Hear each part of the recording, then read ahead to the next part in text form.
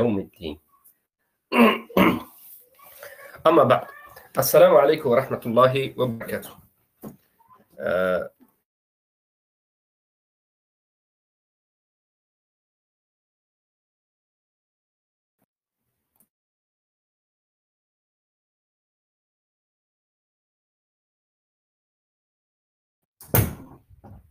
أما بعد،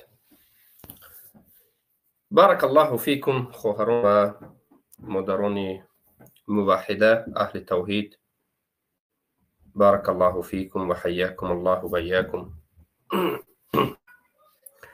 الله سبحانه وتعالى را شکر و حمد و ثنا و ستایش میگوییم که به ما بندگانش توفیق عنایت فرموده است که هر هفته 2 روز سوال و جواب خاص به مادران و خواهران اهل سنت و الجماعت داشته باشیم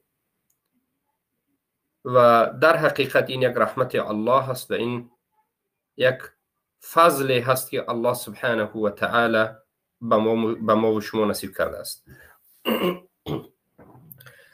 اما چون همیشه برنامه ما این است که پیش از سوال و جواب در یکی از موضوعها صحبت خواهیم کرد و امروز صحبت ما باذن الله سبحانه و تعالی در بالای توحید اسما و صفات است. خواهران عزیز،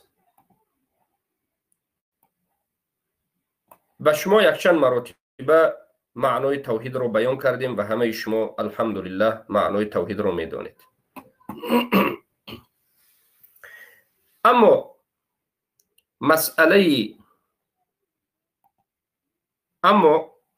مسئله توحید اگرچه گشته و برگشته تکرارا گفته شود، 100 مراتبه گفته شود، هم این زیاد نیست، این کم است. توحید با تکرار کردن و با خواندن و با یادرس کردن و با بیان کردن آموخته می شود. کلمه توحید معنایش از نظر لغت یک چیزی رو یکتا کردن، یک چیزی رو تنها خودش رو یکتا و تنها دانستن. اما از نظر شریعت تنها و یکتا دانستن، تنها و یکتا عبادت کردن، تنها و یکتا به حکم همین الله حکم کردن، تنها و یکتا نامها و صفتها رو که الله خبر داده است به او زیبنده خودش دانستن، همین توحید است. یکتا پرستی میگن در عموم به تاجیکی، یکتا پرستی، یکتا پرستی در ربوبیت، یکتا پرستی در الوهیت، یکتا پرستی در اسما، یکتا پرستی ربوبیت از رب گرفته ربوبیت. توحید ربوبیت یعنی یگانه دانستن الله در ربوبیت، یعنی در آفرینش الله تنها است. زمین و آسمان ها را، زمین ها و آسمان ها را و همه این چیزی که در بین اونها است در مدت 6 روز خلق کرد. یگانه خودش خلق کرد، به او کمک نکرد و از این عمل خسته هم نشد. الله پاک و منزه است از این صفت های نقصان، از خستگی، از نیاز داشتن. الله الصمد، الله به نیاز است. رزق دهنده هم تنها الله است، میراننده هم تنها الله است، زنده کننده هم تنها الله است، باران باراننده هم تنها الله است. این قسم اول توحید است، یکی از بزرگترین توحید، توحید ربوبیه. اما باید دانسته شود که در همین قسم توحید انسان‌های کم مشرک شدگی است. اکثر انسان‌ها در این مسئله مسلمانند. یعنی در همین قسم توحید، یکمین قسم توحید، توحید ربوبیه، اکثر انسانیت اقرار دارند همین نمود توحید را. ابو جهل که شما قصهش رو میدونید، پیامبر صلی الله علیه و سلم لقب او را ابو جهل گذاشتند، جهنمیش گفتند. انا همین ابو جهل لعنه الله ایمان به توحید داشت. به توحید چی؟ ربوبیت. یعنی به همین نمود توحید ابو جهل باوری داشت. ابو جهل هم باوری داشت که نگهدارنده زمین و آسمان، رزق دهنده و حفظ کننده انسان ها و بارک الله فیکم همه این رزقایی که الله سبحانه و تعالی در این دنیا داده است تنها از آن الله است. تنها الله تغییرات را در روی عالم می آورد، کسی را رزق می دهد، کسی را جان می دهد، کسی را می گیرد. خالق الله هست میگفتن، رازق الله هست میگفتن. ابو جهل، ابو لهب هم به این ایمان داشته بود. اما فقط به توحید ربوبیت ایمان آوردن، باوری کردن آدم را مسلمان نمیکند.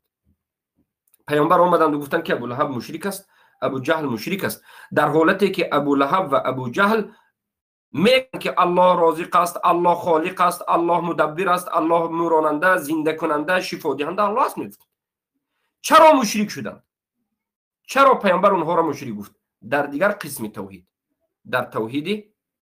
در توحید الوهیت. امروز هم هستند زنهایی که در تاجیکستان خود را مسلمان میگویند، میگن که الحمدلله دل ما پاک است، الحمدلله ما مسلمانیم، الحمدلله میگن انکن مسلمانیشون بیان میکنن. ما باوری داریم که خالق الله است، رازق الله است، شفا دهنده الله است، الله میراننده الله است، زنده کننده الله است، زمین و آسمان نگهدارنده الله است. ما این به ایمان داریم، الحمدلله مسلمانیم میگن. اما عبادت الله را ندارند، اطاعت الله را ندارند، یا در عبادت و اطاعت به غیر الله سبحان الله عبادت و اطاعت انجام میدن. اینها مشرک است. الله خالق گفت، رازق گفت، مدبر گفت، نگهدارنده گفت، تنها خودش را خالق و رازق و مدبر گفت. این یک نمود توحید است که برای مسلمان شدن شما کافی نیست. شما یک قسم توحید به وجود آوردید. فقط الله رازق است، خالق است گفتن مسلمان نمی کند. بله این ضرور است، این یکی از اصل دین است. شما به این چیز باید ایمان بیاورید. اما بعد از این باز چیزهای دیگر است که به اونهاش هم باید ایمان بیاورید. اگر به اونهاش ایمان نآوردید شما مسلمان نمیشید. بارک الله فیکم. مشکلی قریش هم در همین بود. قریشی ها خودشون را، همین ابو جهل و ابو لهب خودشون را امت ابراهیم میگفتند. آنها یگان تماما از دین بیخبر و بیدین و تماما ما یگان پیامبر قبول نداریم نمیگفتند، بلکه میگفتند که ما ابراهیم قبول داریم، اسماعیل قبول داریم، ابراهیم و اسماعیل پیامبر هستند. میگفتند ما امت اسماعیل هستیم. برای همین اونها الله نام میدانستند. اونها بارک الله فیکم، اونها الله نام میدانستند.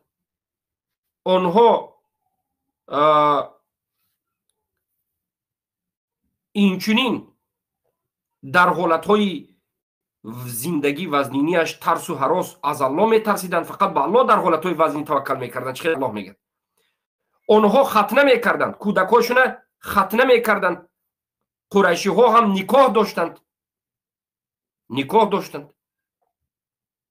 احکام داشتند، طلاق داشتند، حج داشتند، در اساس ملت ابراهیم، یعنی در اساس چی؟ در اساس همون دین ابراهیم. اما اصل دین را گمراه، در اصل دین گمراه شده بودند. یعنی به سبب اینکه بین این قریشی ها و بین ابراهیم علیه السلام خیلی وقت زیاد بود، اینها بسیار جای دینشون رو فراموش کردند. بسیار جای دینشون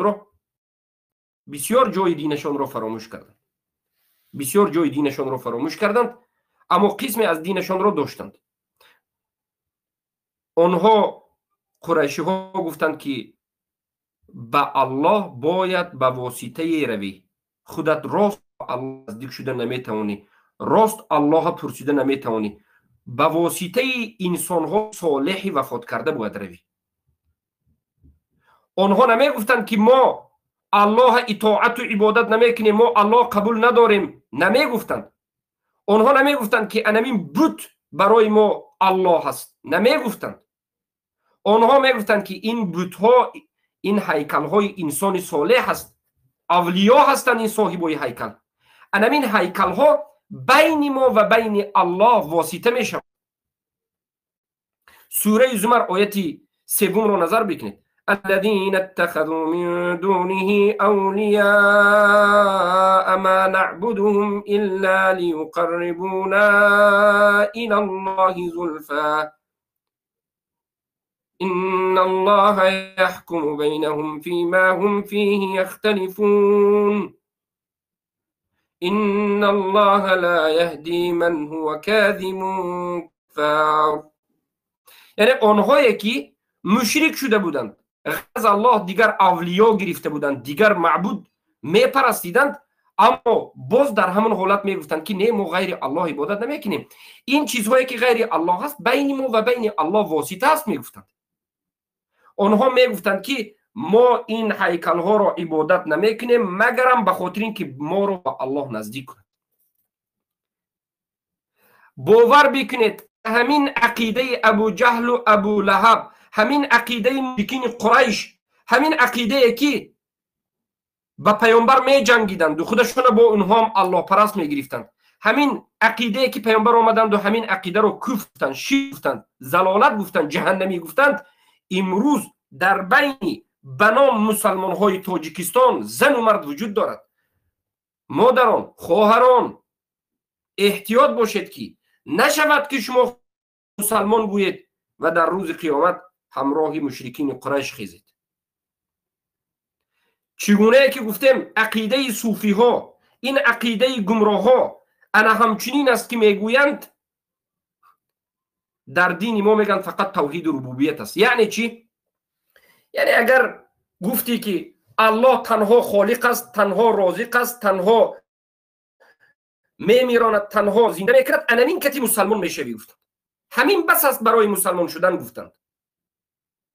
و سپس فرمود صوفی ها گفتند که الله ذات بزرگ است گفتند.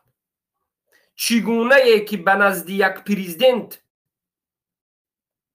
بدون واسطه رفته نمیتوانی، راست به نزد پرزیدنت و پادشاه رفته نمیتوانی، به نزد الله هم راست رفته نمیتوانی. تو باید، صوفی های گمراه ببینید چی میگه، تو باید گفتند بین خود و بین الله اولیا را، پیر را، مزارها را واسطه کنی. انا همین عقیده ابو جهل بود. انا همین عقیده ابو جهل امروز در صوفی ها وجود دارد. صوفی ها هم میگن که الحمدلله ما مسلمانیم، الله خالق است، رازق است. مسلمانیش را فقط به خالق و رازق بودن الله اثبات میکنه. الله میمیراند، زنده میکند میگن. و بعد از این میگن که ما به واسطه قبرهای صالح، قبرهای پیامبران، قبرهای پیرها، اولیاها به الله نزدیک میشویم. انا همین عقیده کفری است، شرکی هست و پیامبران مبارزه به این عقیده بردند از نوح علیه السلام، از نوح علیه السلام تا محمد صلی الله علیه وسلم. لیکن افسوس که این عقیده امروز در جامعه و مجتمع تاجیکستان مشهور است. چقدر زنهای خوب، پاکدامن، زیبا، با عفت، مادرانی که صادقه هستند، یعنی به شوهرهاشون خیانت نمی کنند، به آداب هستند، به اخلاق هستند، به رنج و وزنینی های زندگی صبر می کنند، فرزندهای زیادی را تولد کرده تربیت می کنند، اینقدر رنج و عذاب می برند. اما این مادران بیچاره انا همین عقیده باطلی شرکی صوفیگیره دارند. ما برای همین می رنجیم، ما برای همین غمگین می شویم، ما برای همین شب و روز به شما می خواهیم که حق را فهمید، ما برای همین شب و روز به شما درس ها را تسجیل می کنیم، و به این پیشواهای صوفی مناظره میکنیم، بحث میکنیم و رد میزنیم که شما بیدار شوید، شما بیدار شوید ای مادران تاجیک، ای زنهای تاجیک، از حقیقت دین با خبر شوید. نشود که در این دنیا رنج کشیدید، در آخرت هم به عذاب و مشقت روید. ندانستم، نفهمیدم، بخبر، بخبر عذر نیست. من دامن ملا را قاپیدگی بودم، همین دو ملا من گاه کرد، دو ملا جانم به روت من جنت میرم. نیست، دامن دو ملا قاپیدی قطی دو ملا میری. دامن مولوی را، دامن فلان پیر گرفتی، دیده و دانسته، فهمیده و نفهمیده میروی به جهنم. برای اینکه امروز حق ظاهر است، برای اینکه امروز الحمدلله دعوت حق در تاجیکستان مشهور است، ظاهر است.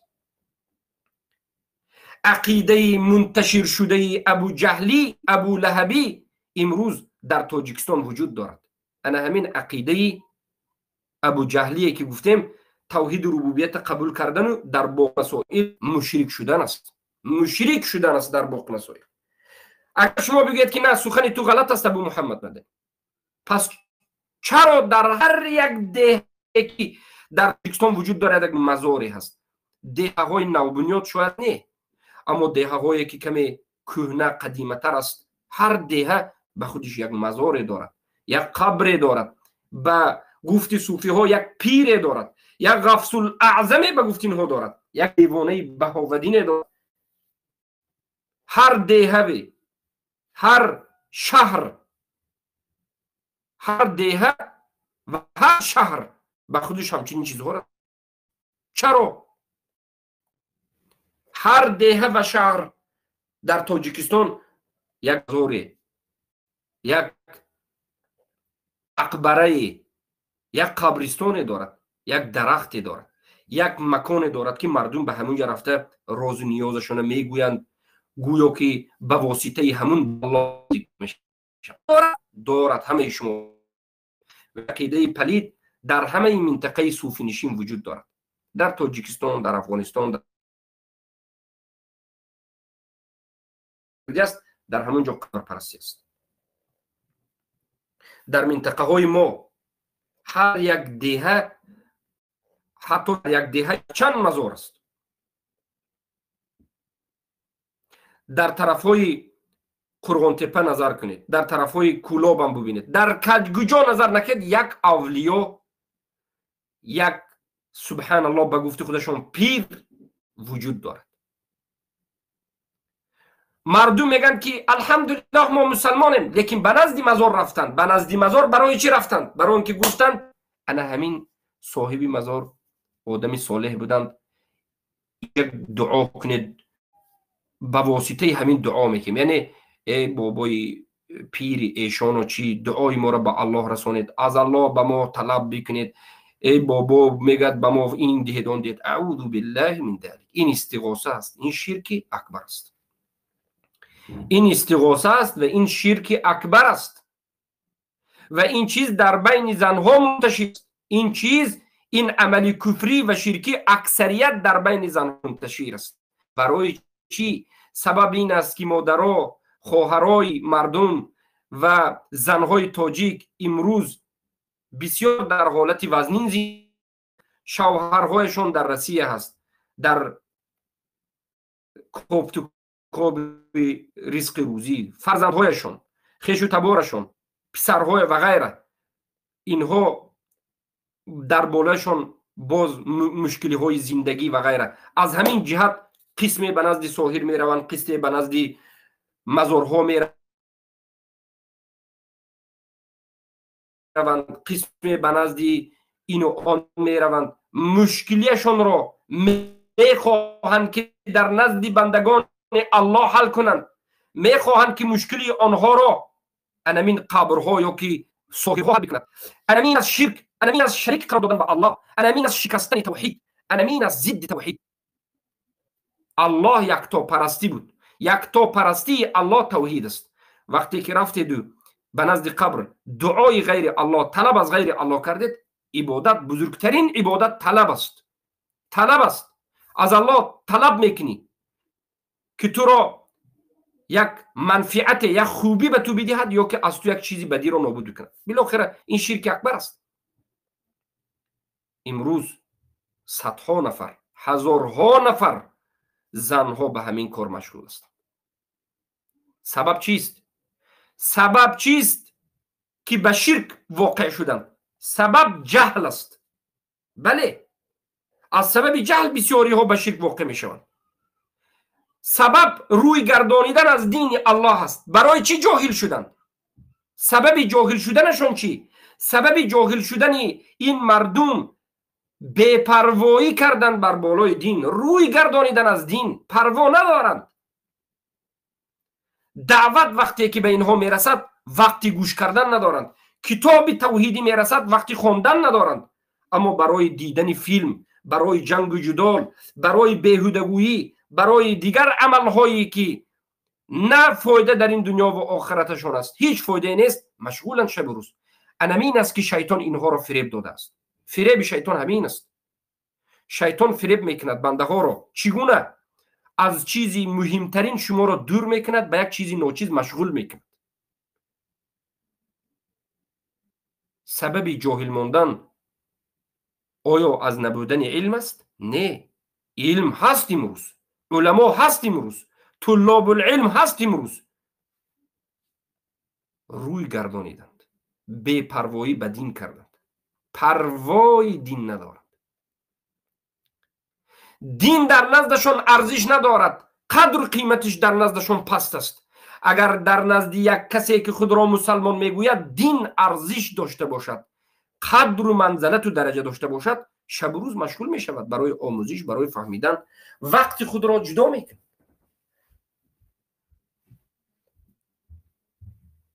انا همین ناآموختن دین سبب شد که بسیاری از زنهای تاجیک امروز در حالت مصیبت به کفر و شرک دست میزنند. بلا به سرشون آمد، به کفر و شرک دست میزنند. و جای تأسف این است که باز در حالت خرسندی هم به کفر و شرک دست میزنند. از مجلس های کفری و شرکی. انا این بود توحید ربوبیت که فقط به یک توحید ربوبیت شما مسلمان نمیشوید. باید توحید چی را هم داشته باشید؟ باقی مانده توحید را هم داشته باشید که توحید الوهیت، توحید یکتاپرستی. وقتی که شما گفتید که الله رازق است، خالق است، مدبر است، تنها خلق کرد، تنها میمیراند، زنده میکند، تنها باران میباراند، بعد از این همین الله را باید شما عبادت کنید. مستحق عبادت همین است. تمام نمود عبادت با الله انجام بدید. دعا، توکل، خوف، رغبه، رهبه، خشیه، سجده، رکوع، قربانی، طواف، همه این عملها به نشان داد پیامبر صلی الله علیه و سلم و تنها با الله انجام داده شد. اگر یک ذره از عبادت رو به غیر الله کسی انجام داد، از دین خارج می شود، مشرک می شود. این رو میگن توحید الالوهیه. این رو در اصطلاح شریعت میگویند افراد الله سبحانه و تعالی فی العباده. تنها دانستن الله، تنها انجام دادن عبادت به الله سبحانه و تعالی، تنها دانستن الله سبحانه و تعالی در عبادت. یعنی عبادت رو همه خودش رو به الله انجام داده است. پس این ضرور است که عبادت رو شناسید که عبادت چیست. اگر عبادت رو ندانید، از کجا میدونید که کدام عبادت است و کدام چیز عبادت نیست و کدام چیزی که عبادت است با انجام داده باید به الله تنها انجام داده شد و چیزهایی که عبادت نیست باقی ندارد. از کجا میفهمید؟ از قرآن و سنت میفهمید که عبادت چیست. چگونه میفهمید؟ با آموزش میفهمید. نه آموختید، گوش نکردید، از کجا میفهمید؟ از هیچ جایی. الله المستعان، الله المستعان. انا اکنون بارک الله فیکم، این از توحید الوهیت و شرک اکثریت بشریت از نوح علیه السلام شروع کرده، هزارها سال قبل تا امروز در انا همین توحید الوهیت است. مشکلی بشریت، کمبودی که بشریت دارد، کفری که شرکی که بشریت به همون کفر شرک واقع شد، اکثریت مردم به همین شرک و کفر چی واقع شدند؟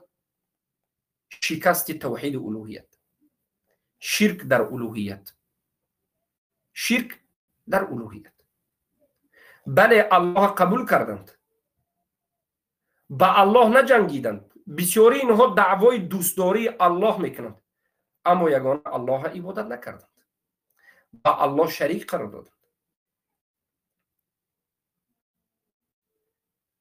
بسیاری مشرکین شرکشون در الوهیت است.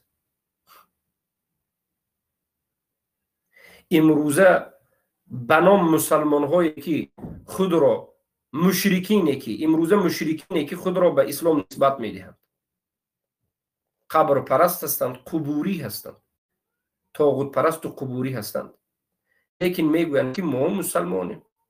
نقاب دارد زن، حجاب دارد، قرآن میخواند، حافظه قرآن است مثلا، یا که مرد ریش دارد، به سنت ها عمل میکند، خودش رو مسلمان میکند، حج میکند، عمره میکند، نماز میخواند، مشرک است. برای چی قبر میپرست؟ قبر پرست. بمانند رافضه ها، شیعه های روز در ایران هستند، قرائت میکند در یوتیوب ها، بسیاری شما دیده هستید، جوان پسرهایش، بسیاری زن و مردش قرائتش رو ببینید، بسیاری ها مفتون میشوند، فریب میخورند که این قاری است، این خیلی مسلمان نباشد. لیکن قاری هست و لیکن چی است؟ عقیده باطل دارد، قبر پرستی را جایز میکند، از قبر امام هایش طلب میکند، مادرمان دشنام میکند، قرآن انکار میکند، صحابه ها را دشنام و تکفیر میکند. غیر از این ده ها کفری که ما در این رساله نوشته هستیم، مطالعه کنید، خواهش میکنم مطالعه کنید. رافضه ها را حکمش بیان کرده هستیم، همه کفرش یک به یک نوشته به شما به دلیل قرآن و سنت بیان کرده هستیم. اینها مشرکین هستند، زیرا که شرک انجام میدهند، اگرچه خود را مسلمان میگن. صوفی هایی که قبوری هستند، قبر میپرستند. هزارها صوفی امروز در گرد قبرها، در سبحان الله مزارها، مقبره ها، عملهای کفری، دعاهای کفری، شرکی، ذبح لغیر الله و دعا به غیر الله سبحانه و تعالی و غیر چیزهای شرک انجام میدهند، لیکن خود را مسلمان میگن. با امام هم هستند، منبر دارند، لقبهای بزرگ دارند، پیشوا، مولوی، مفتی، این و آن. لقبهای اونها شما را باز فریب ندهد. ریش و سله اونها، لباسهای اونها، قد و قامت اونها باز شما را فریب ندهد. اینها جهلا هستند در دین، اینها معنای لا اله الا الله نفهمیدند، اینها لااقل معنای لا اله الا الله نفهمیدند. اینها جهلا هستند که توحید الوهیت ندارند. اینها از یک جانب خود را مسلمان میگن، از جانب دیگر قبر پرست است. انا همین بود دو قسم توحید ربوبیت و الوهیت. لیکن ما به شما مختصرا انا مثل عادی صحبت کرده شدیم، انا همچنین عادی توحید اسما و صفات و توحید حاکمیت رو فردا به شما بیان میکنیم. توحید اسما و صفات که خیلی باید صحبت کرده شود، که مشکلی خیلی زیاد در این روز درباره توحید است، درباره بخصوص توحید اسما و صفات. و بعد از این توحید ان شاء الله سبحانه و تعالی حاکمیت. این توحید ها اگر یکیش نباشد انسان مسلمان نیست. این همه این نمود توحید باید جمع شود، همه این نمود توحید باید در یک انسان مسلمان باشد. بارک الله فیکم. ما وقتی که این سخن رو میگیم، بعضا میگن ای شما اسلام رو وزنی داده شده. اسلامی ما سبود بود، اسلامی که بابای ما داشتن، ملاهای ما امروز تاجیکستان دارن، اسلام خیلی سبود است. یعنی چه خیلی اسلام است؟ مثلا بگید مسلمان بگوی هر کار خواهی بکر تو جنتی هستی. برای همین این مردم هم عادت کرد خودشون مسلمان میگن، نه توحید دارن، نه عقیده، نه توحید دارن، نه توحید دارن، نه عقیده دارن، لا اله الا الله هم معناش نمیفهمند. حالا کجا رسد رکنش و شرطش معناش نمیفهمند. با بیس اینها لا اله الا الله گفتن نمیتونن، لا میگن، اعوذ بالله، لا اله الا الله میگن، الا الله گفتن نمیتونن. از عمل نظر کنید، یگان عملی اسلامی ندارد. نماز که یکی از ارکان اسلام است، این اصل ایمان است، ترکش کافر است. ترک کنندش کافر است به حکم الله و رسول. نماز میخواند، هیچ عمل ندارد، قلبم پاک است میگردد. همین انسان می آید از ما گریبان میگیرد، میگوید که دین ما شما سخت نکنید، دین ما ملایم بود، دین ما خیلی ماشاءالله سبک بود. چه سبک بود؟ بله دین ما الله گفته است که دین طاقت فرساست، معرض خواهی میکنم طاقت کننده است. یعنی دین است که انسان طاقت کرده میتواند، انسان توانایی عمل به این دین دارد. دین آسان است، دینی که موافق فطرت است، موافق عقل است، هیچ جای مشکلی ندارد. بله مشقت در جایش، لیکن بالاخره عاقبتش است، عاقبتش جزای مکافات خوب دارد. اما این نیست که دین ما بی‌عملی باشد. آن بودن دین به معنای این نیست که دین ما هر کار خواهی بکنی، هر کار میخوای بکرد تو جنتی است. گفتنی گپ در دین ما نیست. دین ما حلال و حرام، کن نکن، جایز ناجایز، شرک و کفر و ایمان و اسلام این قاعده قانون دارد. لیکن افسوس که انا همین امام ها، پیشواها، ملاهای جاهل صوفی اشعری ماتریدی، همین صوفی های قبوری، این حزبی های خرکل قبوری که مردم گمراه کردن، مردم بیچاره را خیلی تعلیم دادن که شما مسلمانید، فقط همین ما را خوب گوید شد، به ما ضیافت دهید شد، به ما قشقار و گوسفند کشید. وقتی که ما دعوت می‌کنیم حقیقت دین رسونیم، فکر میکند که وزنی شد. برای چی؟ برای که مردم به زنا و کفر و شرک و شراب نوشی و قمار و ربا مشغول است و همین عمل کفریش رو کسی نیست که این کار و این الله‌های گمراهی صوفی قبوری برای اونها مشکل نیست، برای دین صوفی دین کفری شرک است. پس دین ما آسان است، اما معنای آسان بودن نیست که تو کار میکنی بکنی. دین ما مثل دین دیگر بعضی از دین ها مشقت نداره. دین ما همه به عرف بگویم به عرف بلکه به فطرت و عقل و زندگی به همه چیز موافقت میاد. مخالف هم نیست، مخالف فطرت هم نیست، پاکیزه است. بهترین همه اصل جوابگو هست تا روز قیامت، به همه چیزهای پیشرفته جوابگو است. اما انا این معنای سبکی این نیست که شما دین از بیخیرشی شک کنید، توحید نفهمید بعد از این دین ما رو آزمین کرد بگید. نه، بارک الله فیکم. این توحید ربوبیت و الوهیت باذن الله سبحانه و تعالی فرض توحید اسماء و صفات و توحید حکم میکنه.